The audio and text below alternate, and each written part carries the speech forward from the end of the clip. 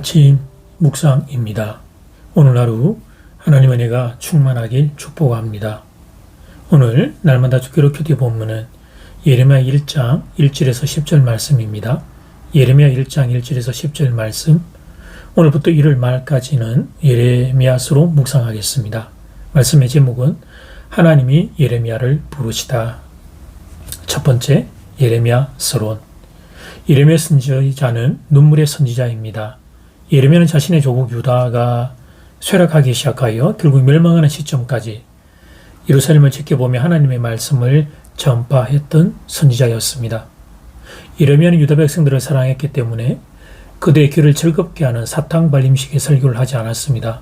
대신 불방망이로 반석을 치는 듯 강력한 말씀을 선포했습니다.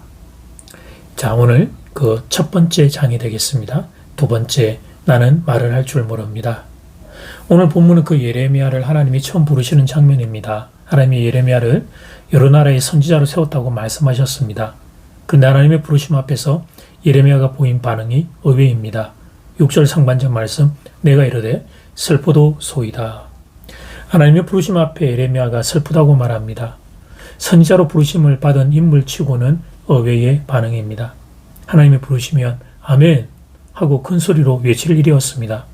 그런데 슬프다고 말하다니 예레미야는 제정신이 아닌 것으로 보입니다. 그런데 예레미야가 그렇게 대답했던 이유는 이어지는 6절 하반절에 기록되어 있습니다. 주 여호와여 보소서, 나는 아이라 말할 줄을 알지 못하나이다 하니, 나는 아이라 말을 할 줄 모른다는 것입니다. 그런데 사랑하는 여러분, 이건 과장이었습니다. 예레미야는 말을 할 줄 아는 분이었습니다. 이어지는 예레미야서를 보면 이분은 말을 할 줄 아는 분이었습니다. 그리고 1절을 보면 가정 출신이 제사장 가문입니다. 1절 말씀, 베냐민 땅 아나돗의 제사장들 중 hil기야 아들 예레미야의 말이라.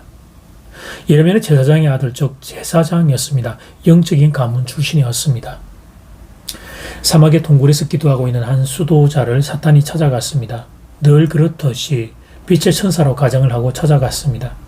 그리고 수도자에게 나는 하나님이 당신에게 보내서 찾아온 빛의 천사입니다 라고 말했습니다.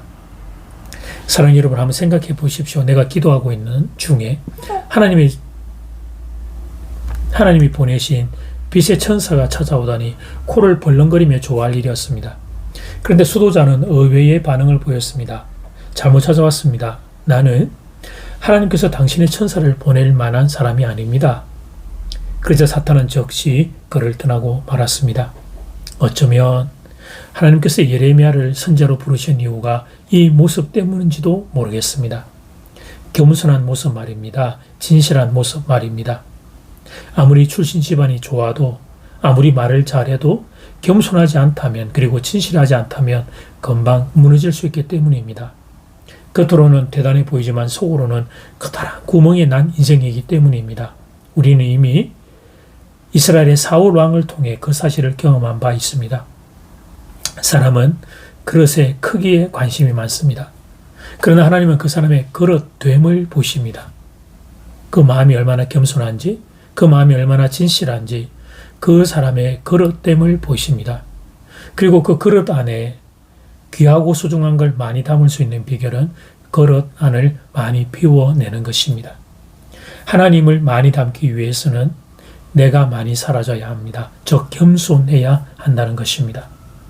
하나님의 부르심 앞에서 탄식을 하고 나는 말을 할 줄 모른다고 예레미야가 대답을 했습니다.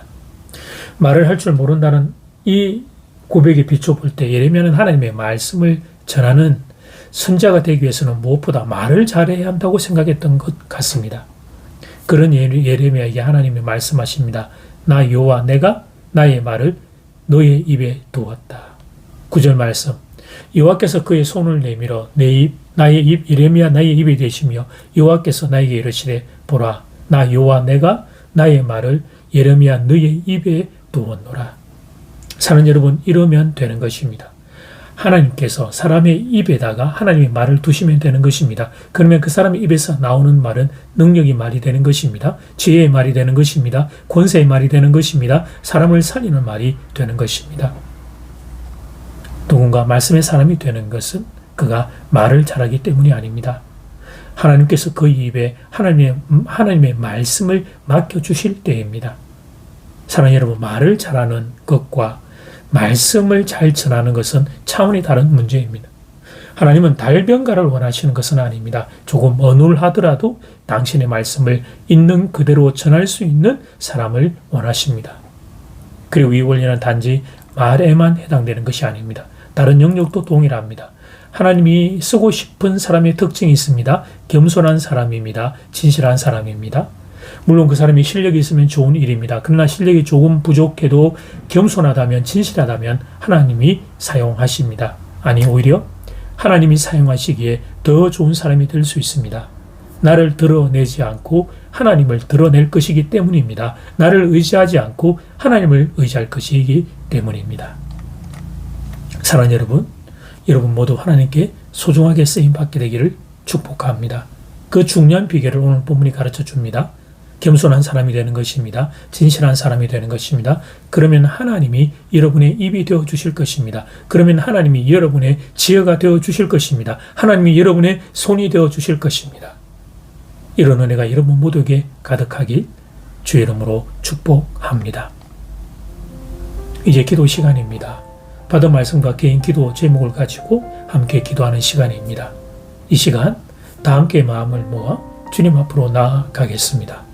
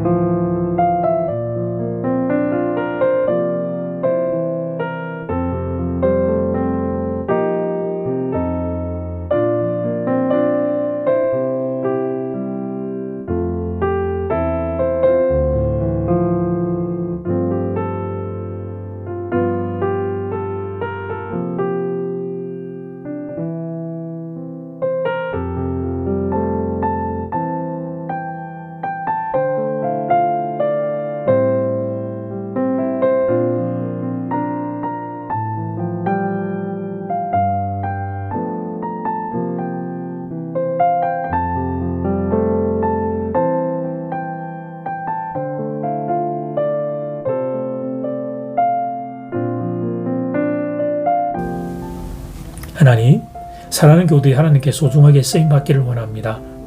예레미야처럼 겸손한 사람이 되기를 원합니다. 예레미야처럼 진실한 사람이 되기를 원합니다. 하나님께서 사랑하는 교우들의 입이 되어 주시옵소서. 하나님이 사랑하는 교우들의 지혜가 되어 주시옵소서. 하나님이 사랑하는 교우들의 손과 발이 되어 주시옵소서. 특별히 우리 자녀들 다음 세대에게 이런 은혜 부어 주시옵소서.